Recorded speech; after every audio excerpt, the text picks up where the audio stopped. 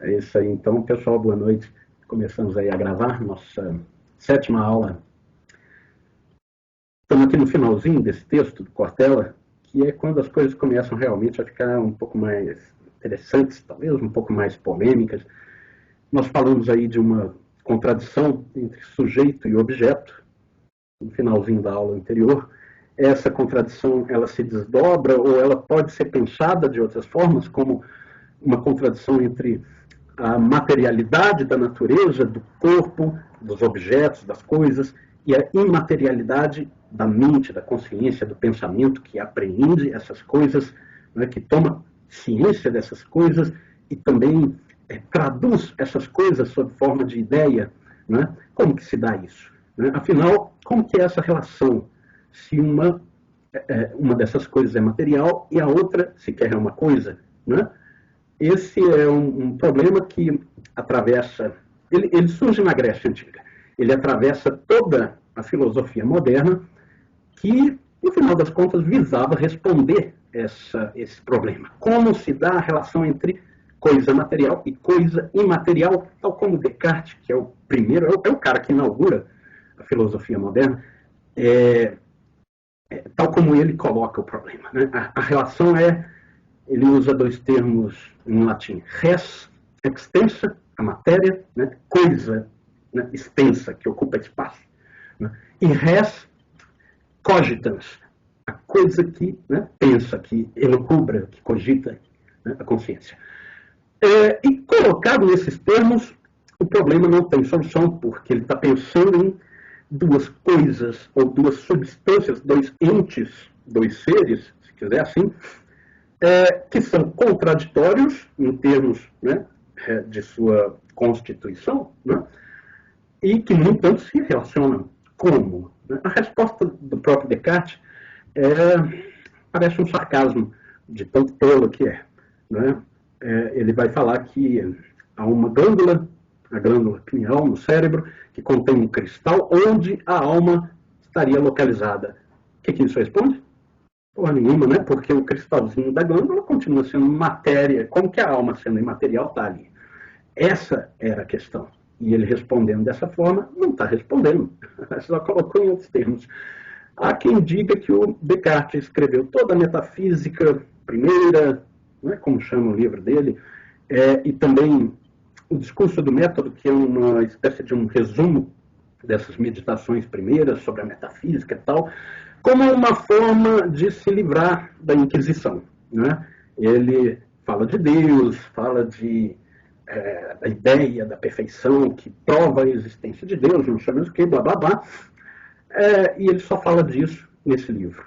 Né? O resto da obra toda do Descartes é perfeitamente ateia, se quiser assim. Ou seja, Deus não entra em questão, não está em lugar nenhum.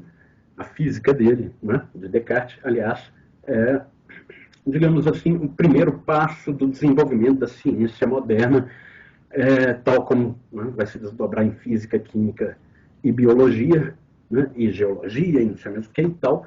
E também, depois, se quiser assim, chamadas ciências humanas, né, um bocado depois, um bocado lá para frente, entre os franceses, o que é uma outra discussão, na verdade, que não vem ao caso. O fato é o seguinte: os filósofos... Tá falando para todo mundo aí, pessoal, ou é só o meu aqui?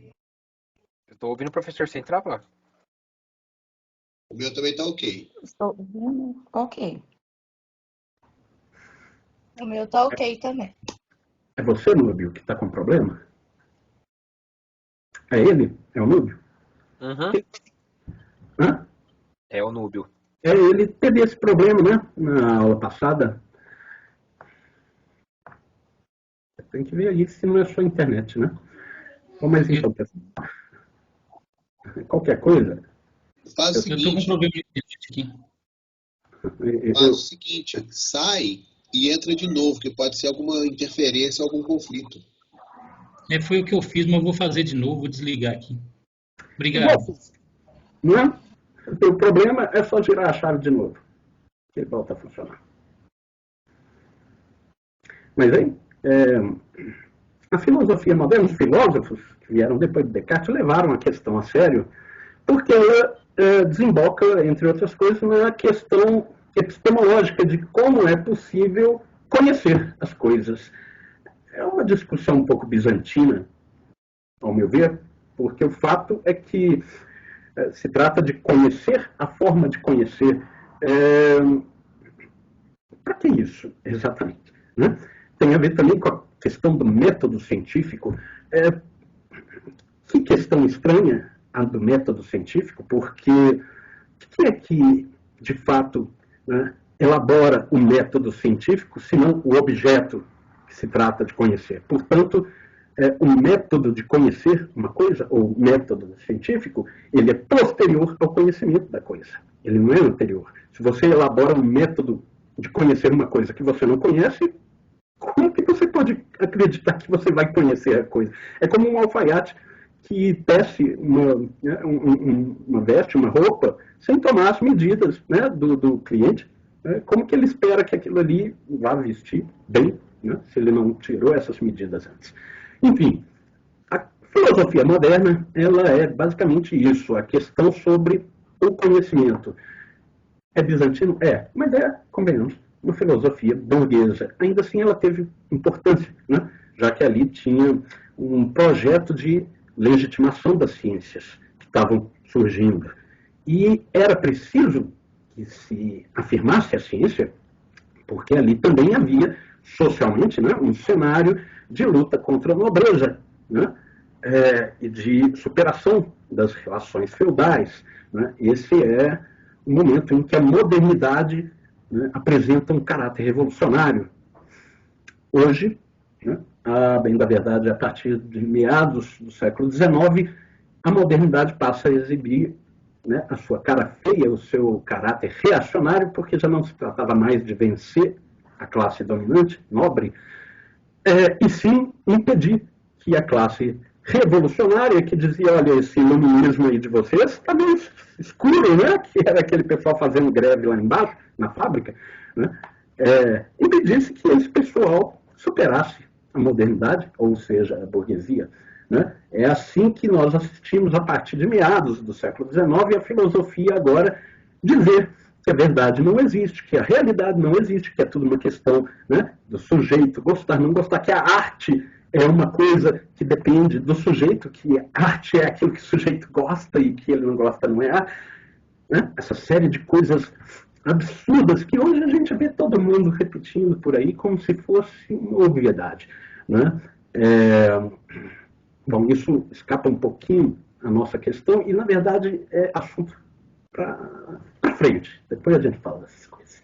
Inclusive porque, obviamente, tem repercussões éticas. Né? O fato é que aqui, então, a coisa é levada nos seguintes termos.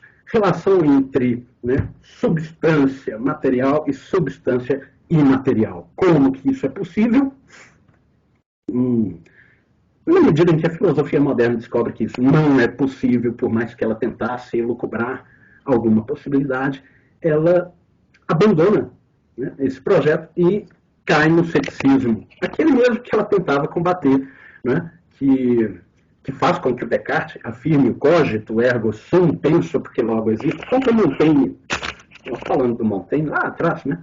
O Montaigne era um cético. Pois é, e o Hume é o cético que vai dizer, minha câmera está caindo, o Hume vai dizer, né, que o conhecimento, ele é um hábito, ele é psicológico, ele não é realmente uma forma de decifrar o objeto, ele é uma invenção.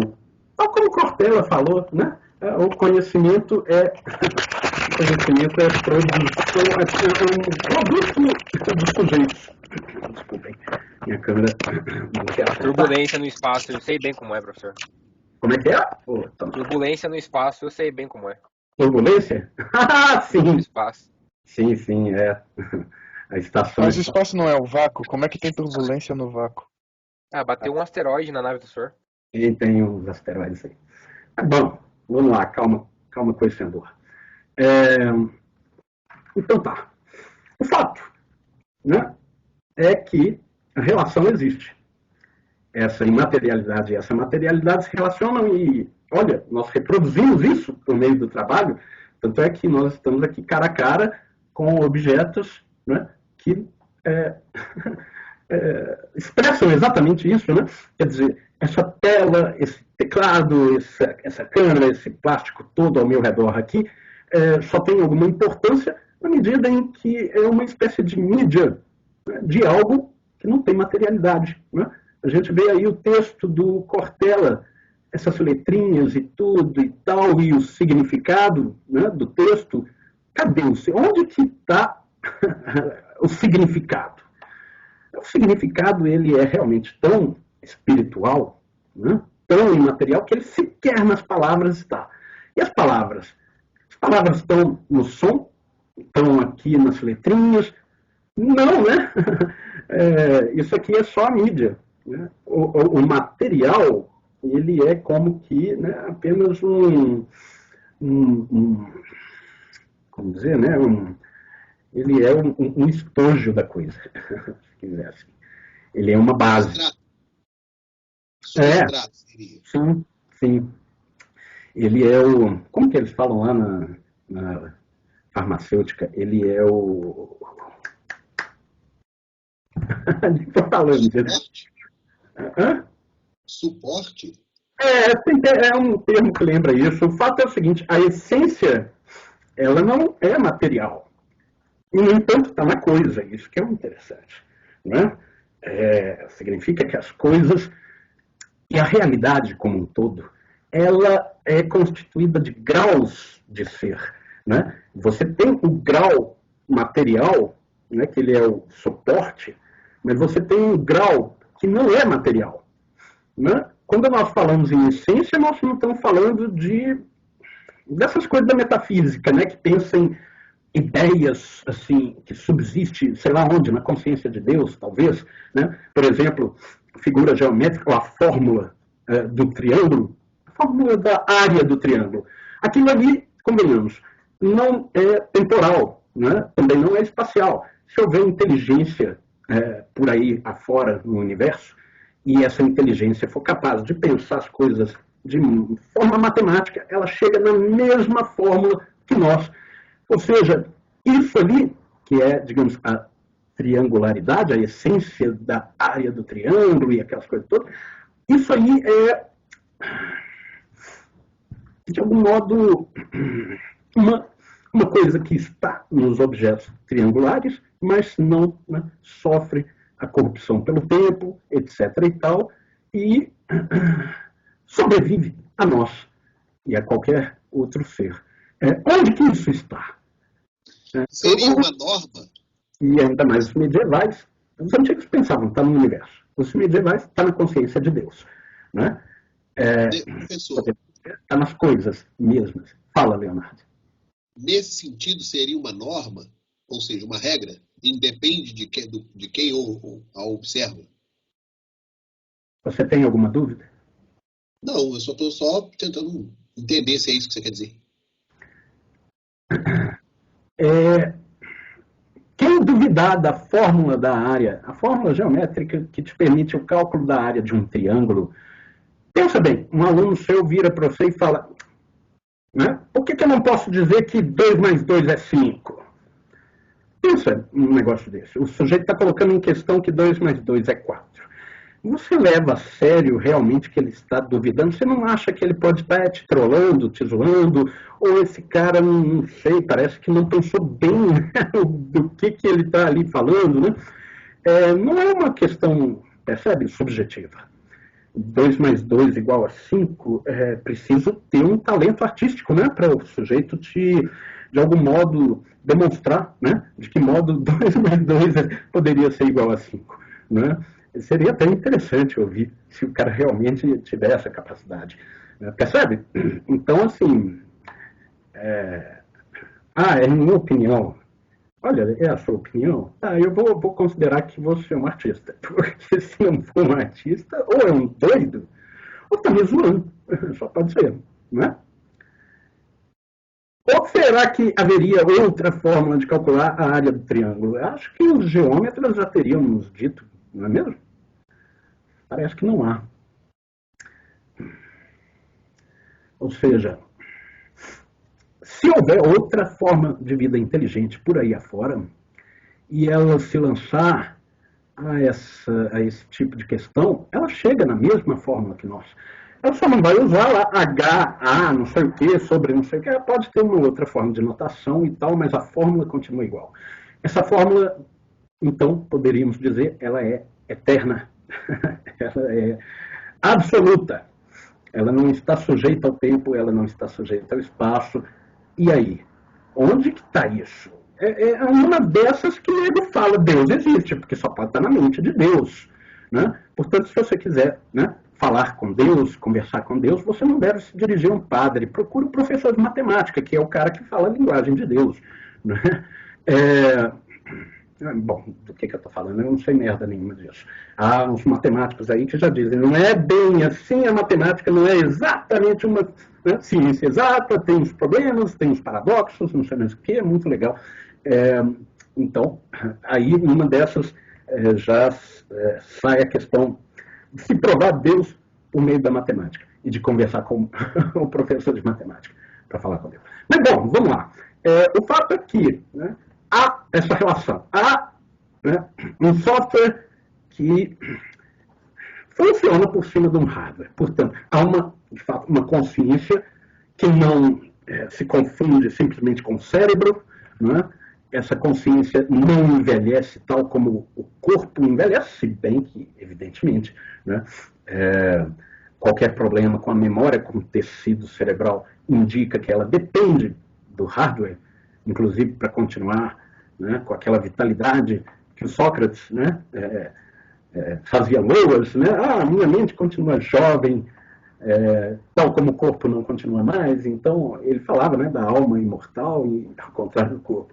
Percebe? O negócio começa na antiguidade, atravessa a Idade Média, chega na modernidade, é afirmada a relação, se busca a relação, não se encontra, porque foi pensado, né, numa subjetividade, num software, como coisa, como substância. E, entanto, a alma, ou o software, a consciência, não é uma coisa. De onde? Eu acho que a gente falou disso na aula passada, né? Se a coisa, ou seja, o cérebro, a mídia, o hardware, desliga, o que acontece com o Windows? Desliga também. A diferença é que é só ligar de novo que o Windows volta. Mas como que liga o corpo do sujeito que morreu? Né? Liga aí, fulano, tal, fazendo criogenia, colocando eletrochoque. Bom, às vezes dá para ressuscitar alguém, né? Mas uma vez que a matéria Frankenstein. se compor... Oi? Frankenstein. Hã? Eu só estou comentando Frankenstein, só se fizer o Frankenstein. Frankenstein. O senhor acredita, professor, nessa negócio de criogenia? Não. Não. Mas por que seria um assunto para acreditar também, né? Aquilo ali é uma aposta. O que aquilo vai dar, eu acho que nós temos que ser céticos, como cientistas mesmo são. Né? Quer dizer, olha, vai por aí vocês, quem sabe, se vocês descobriram alguma coisa. Eu acho que a engenharia genética já né, mostra... A criogenia é o medo que o ser humano tem de morrer, então eles procuram meios para burlar esse sistema até encontrar a imortalidade. Ganhar um dinheiro, né, em cima dos mortos. Criogenia eu acho que não, mas aquele sistema que eles estão tentando desenvolver para os astronautas conseguirem ir mais longe durante as suas vidas, que é tipo uma hibernação, uma animação suspensa, eu acho que isso é mais viável do que congelar uma pessoa inteira e tentar reviver. Sem dúvida. Tudo para essa professor. Redução. Só comentar. Chama-se redução metabólica, semelhante ao que o urso, quando ele faz, quando hiberna, né? Diminui a velocidade de metabolismo. Parece ter futuro, ao contrário da criogenia. O que você falou, Almir? Alô? Almir? Eles têm um delay para responder. Repete. Ok. roubar dinheiro do pobre. Roubar dinheiro do pobre. Você já viu? A pessoa não vive nem 100 anos. Quem dirá 200, 300 anos dentro da máquina? Olha, eu sei que essa brincadeira deve custar uma nota. Fala, Daniel. Eu acho que a civilização que mais chegou perto dessas respostas foram os egípcios. O que você acha? Eu acho que nós chegamos mais que os egípcios. Os egípcios desenvolveram uma forma de adquirir pedra, né, de muito longe e erguer pirâmides que a gente ainda não sabe bem como que fizer. Na verdade, o manual de instruções de como fazer pirâmide lá no Vale de Gizé estava na biblioteca de Alexandria, até chegar uma turma de bolsonaristas lá e botar fogo naquilo lá. Então agora já não sabemos, né, como que faz. Perdemos documentos importantíssimos lá nesses incêndios. Que tristeza, viu? Sim. Aí tem uns malucos aí falando de ET, né? Disco voador levou as pedras e tal. É o tal do Eric von Däniken. Apesar dele ser xará meu, não tem nada com isso, tá, gente? Eram os deuses astronautas. Isso, exato. Um clássico da teoria da conspiração. Né? Ô, professor, É verdade. por favor, é um pouco fora do contexto, mas eu queria compartilhar uma imagem que eu tenho aqui, para a gente poder fazer uma comparação da antiguidade e da modernidade. Só um instante, eu vou jogar no chat aí, o pessoal observa e depois a gente pode comentar se for pertinente. Só um instantinho. Tá legal. Você ia falar alguma coisa, Daniel? Então, eu acho que os egípcios eles descobriram alguma coisa e como a civilização deles lá acabou, né, a gente vai ficar sem saber. Mas como que você pode achar que eles descobriram se a gente não tem como saber? Aquelas pirâmides, aqueles... Documentário do History. Também, não é que eu sigo a risca, não. Ali dá pra ter uma noção, né? Dá pra debater em cima daquelas coisas ali. Mas eu acho que eles descobriram muitas coisas e a civilização acabou. Então, eles guardaram muitos segredos com eles. Tanto que eles tinham uma obsessão com essa questão de mumificar, de tentar perpetuar a vida o máximo que eles conseguissem lá, né? É verdade. Da consciência. Agora, a mumificação é uma prática que você encontra em muitos outros povos. Né? Não só Eu isso. ia falar isso. Então, Os incas, os maias, astecas. E, no entanto, nada na mumificação aponta para uma, digamos assim, eficácia no tratamento, né? No tratamento da morte, que faria com que o indivíduo voltasse. Não é mesmo? Tudo indica que uma vez que ele morreu, ele foi mumificado e ficou morto ali. Né? Ou tem alguma outra coisa? O processo de mumificação era mais uma coisa a ver com o que eles acreditavam. Eles mumificavam porque se a pessoa fosse boa o suficiente, ela voltava. Ela não morria, ela voltava. Por isso eles mumificavam. Eu acho que o faraó não é que ele é bom, né? Para que merecesse. Nenhum lá. Eu acho que ele era só o faraó, então já basta. Agora, eu acho também que era uma forma de... vamos supor, a pessoa é morta e enterrada, vai passar alguns anos, ela vai deteriorar ali e deixar de existir. Talvez essa forma de mumificar tal era uma forma de conservar pelo menos os átomos da pessoa ali, né? Que, querendo ou não, a pessoa ainda está existindo ali, né, em forma de átomos, né? Tem uma energia ali. Não se decompõe, né? O átomo não é um problema. A molécula talvez seja, não é mesmo? Mas vamos lá. Conservar os tecidos, né, os órgãos do indivíduo, etc. Porque ele era faraó, né? E havia a crença, de fato, que... Aliás, essa é a crença que faz com que as pessoas enterrem umas às outras, né? Ficam aí plantando cadáver em cemitério, porque, de algum modo, aquele corpo ali estaria, sei lá, sendo guardado para o dia do juízo final, todo mundo resgatar o corpo e... Não é mesmo? Convenhamos, há muitos povos que fazem isso, é muito antigo esse ritual,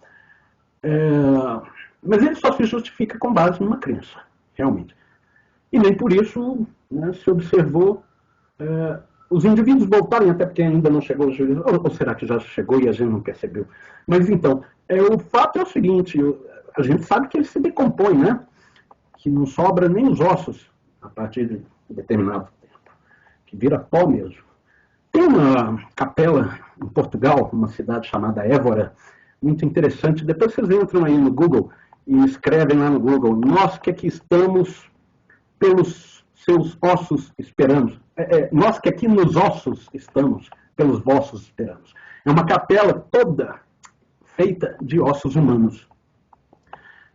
Bizarro? Deve ser. Mas, bom, há um culto, né, da morte em toda religião. Né? E esse negócio de enterrar as pessoas, mumificar, é só uma parte do ritual. Mas vamos lá, né, pessoal? O fato é o seguinte, se você não tem o hardware, o software não funciona. Né? A analogia sei lá, improcedente, para falar de corpo e alma, em parte inclusive porque você pode desligar o hardware e ligar ele de novo e o software continua lá, se não tiver queimado o seu HD ou coisa assim. Já o caso do corpo e da alma, uma vez que desligou o corpo, ele não liga mais. Quer dizer, começou a decompor o cérebro, a personalidade não volta. Se houver alguma coisa que sobrevive à morte do cérebro, é qualquer coisa, menos eu. A alma sobrevive, bom, tudo bem, você pode dizer que alguma coisa, sei lá o que, sobrevive. Mas o que interessa a mim, e acho que deveria ser esse o interesse, aliás, é esse o interesse, né? O que interessa é o eu. Esse eu não sobrevive. Por quê? Porque ele está ali no tecido cerebral.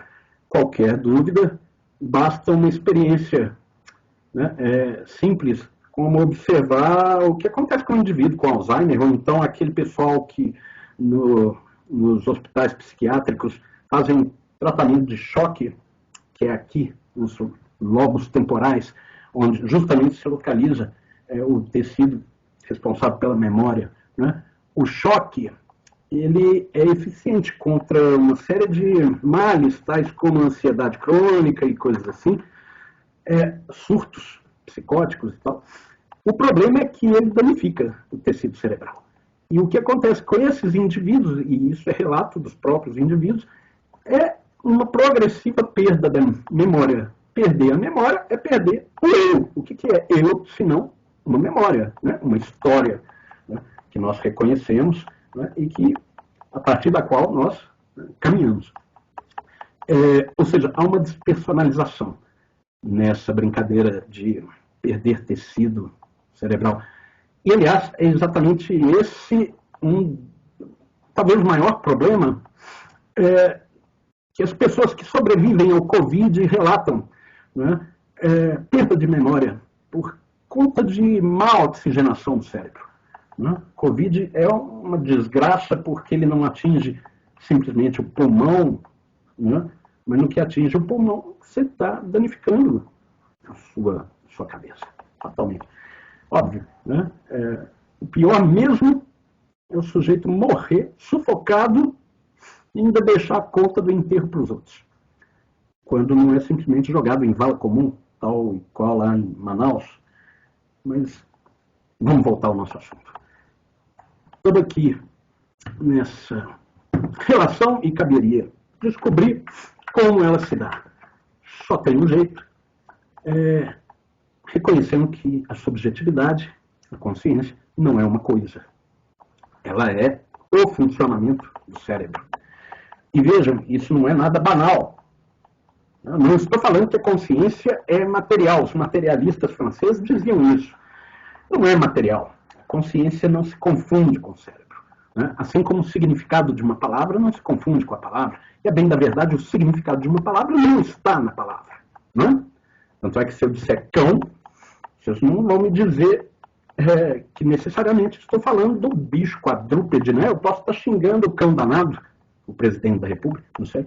Então, o significado não está na palavra, no sentido de que não se confunde com a materialidade das letras, dos fonemas, etc.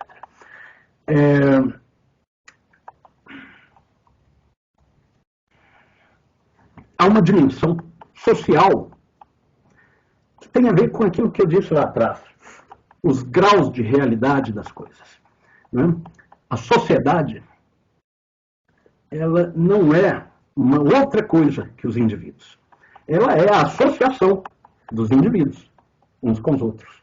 E essa associação forma como que um caráter universal, ou um aspecto universal, disso que vamos chamar aí de uma nova emergência de um novo ser diante da natureza, que é o ser humano, ou o ser social. Né? A sociedade é um polo universal, onde o indivíduo é o polo singular. Né? E o que é o ser humano? É a gradação entre universal e singular, o indivíduo e a sociedade. O eu, que o indivíduo pode ter como algo tão próprio dele, tão único dele, só se forma socialmente. Né? Ele é um produto da sociedade.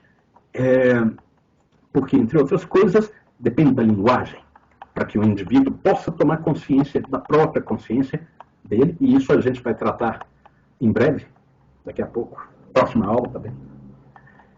E a linguagem, imediatamente, né, se revela a nós como um produto da sociedade. Não existe uma linguagem privada, uma linguagem que seja para um indivíduo se comunicar somente consigo mesmo. Eu fiz um código secreto que é só para mim. Besteira, né? Isso aí não é uma linguagem. Isso aí é só uma forma de pegar a linguagem, né, e mudar os caracteres de forma a criar um código privado. Né? Uma criptografia, talvez. O fato é que a linguagem é social e mostra imediatamente esse caráter universal do ser humano. Tal como as coisas possuem também um caráter universal, né, que a linguagem expressa. E é assim mesmo que nós falamos de essência das coisas. Né? Ou, acho que eu disse isso lá atrás, um conjunto de atributos comuns entre as coisas, de aspectos, propriedades, qualidades, etc., comuns e fundamentais. Se você tirar um deles, você já não tem a coisa. Né? Simples assim. Qualquer outro aspecto que não seja fundamental, a coisa vai certamente possuir, mas não define a coisa. A coisa possui esses aspectos em comum com coisas semelhantes, tais como mesas. Né? Todas as mesas trazem o atributo, né, de ser plataforma, né, com certa consistência e tal, mas nenhuma mesa necessariamente é branca ou azul, etc. De tal modo que cores não participam de essência nenhuma. Né? Mas aqui nesse caso, se você não tem plataforma, você não tem mesa. Esse negócio, né, de haver essa plataforma é essencial para que haja mesas. Toda mesa é uma plataforma. Né? Nem toda mesa possui pés. Então também, se tem pé, se não tem pé, se tem 4 pés, se tem só 2, só tem 1, se é de concreto, se é de plástico, nada disso interessa. Nada disso é essencial. Essa essência não é simplesmente visível, material. Ela possui aí um caráter universal, e na medida em que possui esse caráter universal, essa gradação de ser, ela já não está, né, digamos assim, que na mesma dimensão da materialidade que as coisas concretas possuem. Ou seja, a realidade possui, né, em si uma dimensão abstrata. E a linguagem traduz essa dimensão na medida em que a linguagem também é abstrata. O interessante disso é que nos leva a outros problemas, né, tais como o fato de que a linguagem nunca traduz, né, fielmente o que uma coisa é, porque uma coisa não é só, né, sua dimensão abstrata, universal, mas também a sua dimensão singular, material. Né? Ou seja, o pensamento sempre está atrás, ainda que ele corra atrás do objeto, ele sempre está pelo menos um passo, acho que mais de um passo, atrás de realmente traduzir o objeto tal como o objeto é, como a realidade é. Isso é um ceticismo? Não, não é um ceticismo.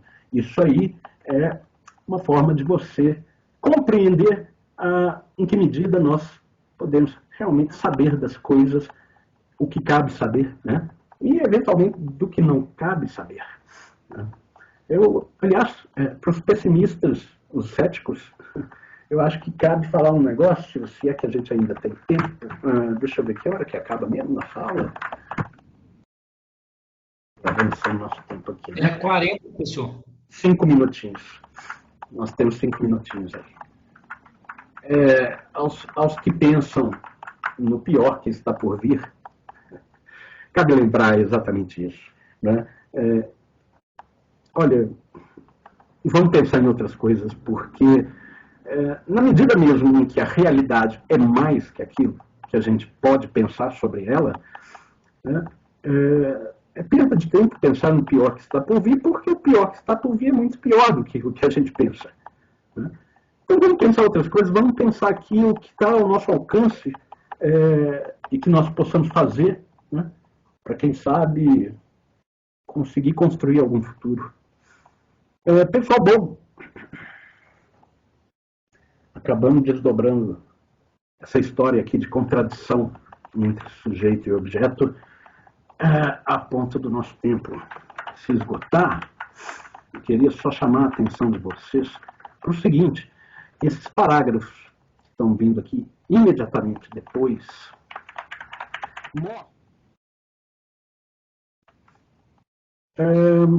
de forma um bocado sintética, eles não se respondem à questão que estava posta lá no comecinho do nosso texto e, de quebra, colocam, ainda que entre linhas, o Cortella não é explícito, e ele podia ter sido, uma crítica à definição, né, que é tão difundida, do Aristóteles, de que o homem é um animal racional. Eu quero falar exatamente disso. Na aula que vem a gente começa a partir desse ponto. Tá? Por que isso que ele está aqui trazendo para a gente, não foi ele quem pensou isso, ele está, na verdade, difundindo uma resposta que alguém lá atrás já tinha dado. Mas em que medida isso que está colocado aqui supera um bocado aquela resposta que o Aristóteles deu? Pessoal, vamos então encerrar aí a nossa gravação. Uma boa aula para quem tiver aula. E, por favor, lembrem-se, quem tiver aula aí e não se manifestou lá no nosso mural sobre nossas reposições, por favor, faça isso. E terça que vem nós já teremos, né, estabelecido direitinho como que vamos fazer essa reposição. Ok, pessoal? Beleza. Obrigado, professor. Obrigado pela aula. Boa noite. Eu te agradeço. Boa noite. Muito obrigada. Boa noite. Muito obrigado pela presença, tá? E vocês, um grande abraço, uma ótima noite, um bom descanso para os que agora irão descansar, inclusive eu. É isso aí, até semana que vem.